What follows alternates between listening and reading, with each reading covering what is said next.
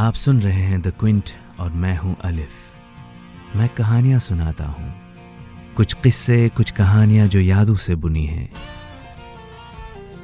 कुछ सपनों की कहानियां और कुछ अपनों की कहानियां। आज की कहानी का नाम है बारिशें।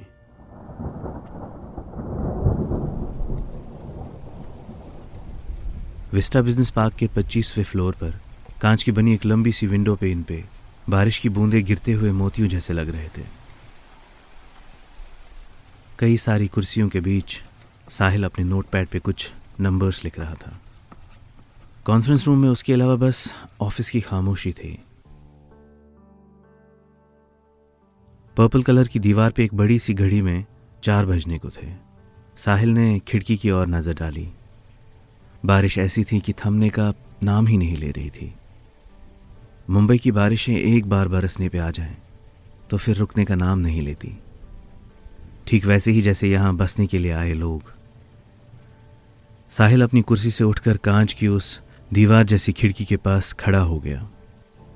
अरमानी का 2 पीस ब्लू सूट पहने हुए और हाथ में एक कीमती सी घड़ी। वो खिड़की के इतने करीब हुआ कि उसकी सांस कांच से टकरा रही थी। एक हसरत भरी निगाह से उसने मुंबई शहर की सिटी लाइन को देखा। ये वही शहर था जिसे वो कई साल पहले अपनी मर्जी से अपना चुका था। कितने साल बीत गए ना। वो ये मन ही मन सोच रहा था, वो पहला दिन जब वो मुंबई आया था। उस दिन भी बारिश बरस रही थी। साहिल रेलवे स्टेशन के बाहर ऑटो रिक्शा के इंतजार में खड़ा भीग रहा था। मुश्किल से एक टूटी हुई चाय की टपरी के शेड के नीचे, बैग बगल में दबाए हुए, जेब में 5,000 रुपए और दिल में 5,000 अरमान।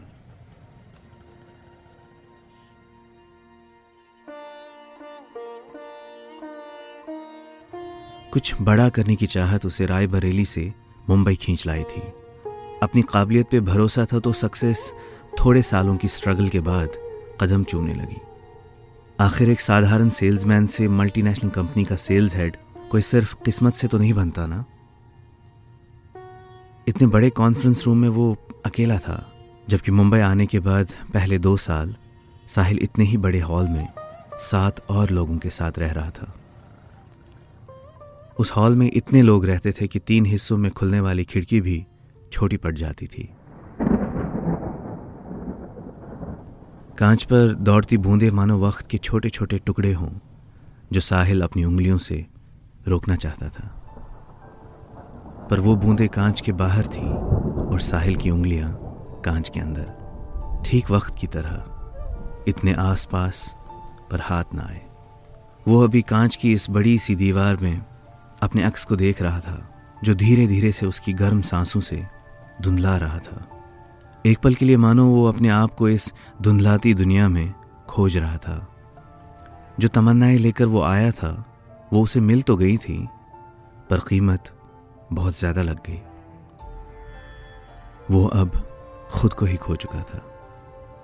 इस दुनिया की तो रीत ही है ना कि हम बचपन से ही बच्चों को कंपेटिटर्स बनाते हैं, काबिल नहीं। हम उनको यही तसव्वुर देते हैं कि जिंदगी एक रेस है और रेस में सेकंड आने वालों को दुनिया याद नहीं रखती। हम दुनिया वाले ये भूल जाते हैं कि रेस में सब लोग फर्स्ट नहीं आ सकते। हर इंसान अपनी जिंदगी अपने तौर पे जीना चाहता है, पर मजबूरियां उसे किसी और की टर्म्स पे जीने पर आमादा कर देती है। साहिल अब उस मकाम पे था कि वो दुनिया की नजरों में फर्स्ट आ गया, पर फर्स्ट आते आते वो अपने आप को ही भूल गया। रायबरेली से जो लड़का चला था वो धुंधले अक्स की तरह था। साहिल ने उंगली से उस शीशे पर एक क्वेश्चन मार्क बनाया और वहां से एक मीटिंग के लिए निकल गया। मीटिंग लेट इवनिंग की थी और 3 घंटे चलती रही। क्लाइंट्स को कन्विंस करना, उनकी एक्सपेक्टेशंस, अपनी गुजारिशें, हाँ ना ना, और फाइनली डील ब्रेक या डील मेक। साहिल पिछले 4 सालों से हर दिन यही जिंदगी गुजार रहा था। मीटिंग खत्म हो चुकी थी और साहिल अपने कैबिन से अपना ब्रीफ केस और सामान बटोर रहा था कि उसकी नज़र सामने रखी एक डायरी पे पड़ी। एक ब्लैक कलर की प्लानर्स डायरी थी। प्लानर्स डायरी का फंडा भी काफ़ी अजीब है। इस पर लोग अपनी ज़िंदगी के प्लान्स लिखते हैं, मानो आने वाला कल कोई मूवी सेट की तरह हो और वो उसका खाका खींच रहे हों। पर ज़िंदगी मोस्टली ऐसे प्लान्स के तहत नहीं चलती। उसने डायरी खोली तो उस पर 7 पेजेस तक कुछ एडिशंस और सब्ट्रैक्शंस किए हुए थे। 8वें पेज पर सारे काट पीट के बाद 10 years पर रेड कलर से मार्क किया हुआ लिखा था। साहिल ने उस लिखाई पर अपनी उंगलियां फेरी, जैसे वो एक कैदी हो और उसने अपनी रिहाई की तारीख लिखी हो। हसरत भरी नज़रों से कुछ लम्हों तक साहिल उसे देखता रहा और फिर डायरी बंद कर दी। उसने अपना ब्रीफकेस उठाया और वहाँ से चल पड़ा। बारिश अब थम चुकी थी। मुंबई शहर की शाम भीगी भीगी सी और हल्की हवा के साथ ठंडी लग रही थी। कार में बैठा साहिल सिग्नल पे इंतज़ार करते हुए गाड़ियों की हॉर्न के बीचों बीच रायबरेली के 24/5 के चौराहे पर पहुंच चुका था। सावन के मौसम में वहाँ की शाम, गली मोहल्ले का शोर व गुल, नुक्कड़ पे बैठे लोगों की बातें, दीपक की अदरक वाली चाय और चाय की चुस्कियाँ लेते हुए सिगरेट के धुएं में दोस्तों की हंसी, सब एक हसीन होलोग्राफ की तरह उसके सामने था। कहीं दूर से मानो किसी घर से बाजीगर फिल्म के गाने बज रहे हों। ऐसा लग रहा था कि जैसे ये सारे किरदार, ये सारे मंजर साहिल की तरफ देखकर उसे वापस बुला रहे हों। साहिल के चेहरे पर अब एक हल्की सी मुस्कुराहट और थोड़ी सी सैडनेस की एक मिक्स फीलिंग थी, मानो वो हाथ बढ़ाकर उस मंजर को पकड़ना चाह रहा था। पीछे से किसी गाड़ी वाले ने जोर की हॉर्न बजाई और सिग्नल ग्रीन हो चुकी थी। साहिल आंखें मूंद कर फिर से ड्राइव करने लगा। कितना दूर निकल आया हूं मैं, साहिल मन ही मन अपने आप से बातें कर रहा था। ये वही दुनिया थी जिसे वो कई साल पहले पीछे छोड़ आया था, एक नई दुनिया की तलाश में। अब जब नई दुनिया मिल रही थी तो दिल पुरानी दुनिया को याद कर रहा था। जिंदगी का वो मोड़ था जहां इंसान अपनी हसरतों और अपनी यादों के बीच खड़ा हो। उस मोड़ को तय करना बड़ा मुश्किल होता है। वो अभी यही सोच रहा था कि उसके फ़ोन की घंटी बजी। कॉल उसकी वाइफ नताशा का था।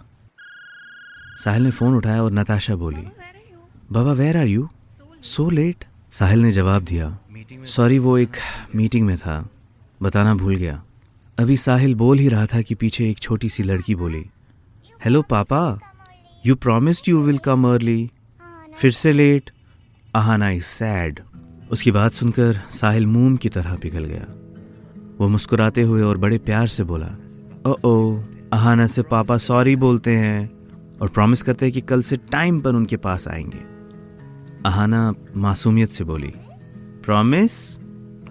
पक्का प्रॉमिस, साहिल ने प्यार से जवाब दिया। नताशा और साहिल 4 साल पहले मुंबई में मिले। पहली नज़र में प्यार और फिर शादी हुई।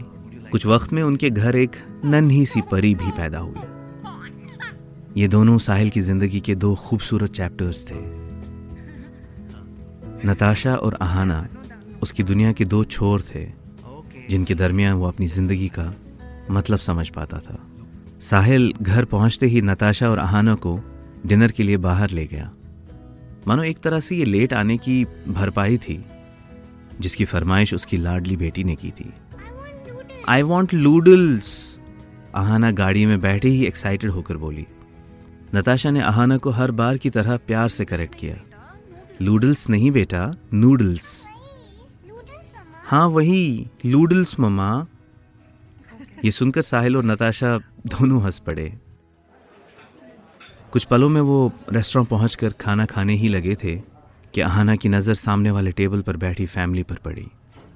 एक छोटे ऑलमोस्ट अहाना की ही एज के बच्चे को उसके दादाजी खाना खिला रहे थे और खिलाते खिलाते कहानी सुना रहे थे। दोनों हंसी खुशी से खाने की टेबल पर बाकी लोगों के साथ बैठे थे।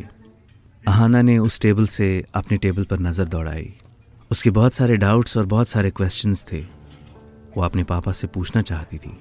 अहाना ने फाइनली अपने पापा से पूछ ही लिया, पापा आई हैव अ क्वेश्चन। साहिल ने खाते खाते जवाब दिया, यस बेटा, व्हाट इज इट? तो अहाना बोल पड़ी, सी यू आर माई पापा राइट? तो साहिल बोला, yes that is right, but where is your papa? ये सवाल सुनकर ही साहिल के चेहरे के एक्सप्रेशंस बदल गए। उसने धीरे से हाथ में उठाया हुआ फोक नीचे रखा और जिंदगी में पहली बार अपनी बेटी के सवाल का जवाब देने से कतरा रहा था। ये वही सवाल था जिससे साहिल पिछले 7 सालों से भाग रहा था, पर इस सवाल ने साहिल का कभी पीछा नहीं छोड़ा। वो घर से अपनों से लड़ झगड़ के एक नई दुनिया बसाने आया था। फिर इतने सालों बाद भी न उसका दिल सुकून से था और ना ही ये सवाल हल हो पाया था। आखिरी बार घर के रास्ते पर वो 7 साल पहले चला था। पापा से उस दिन बहुत बड़ी बहस हुई थी।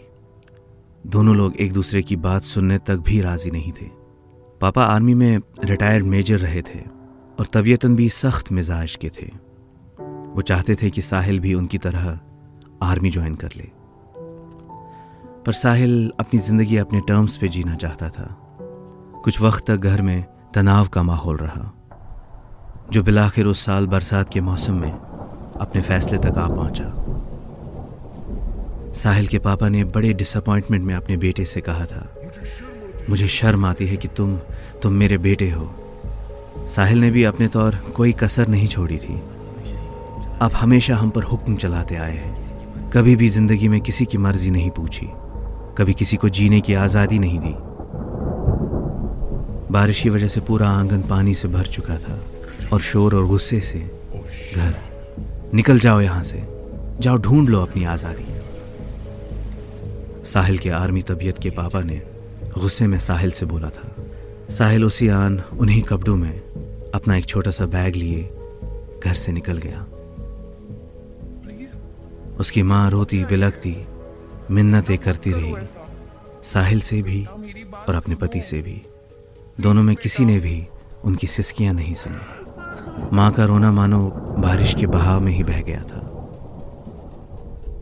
वो पल था और अब ये पल है। साहिल ने कभी घर की तरफ मुड़कर नहीं देखा था। साहिल की कहानी में आगे कौन से मोड़ आते हैं, आगे क्या होता है, ये आप अगले एपिसोड में सुनेंगे।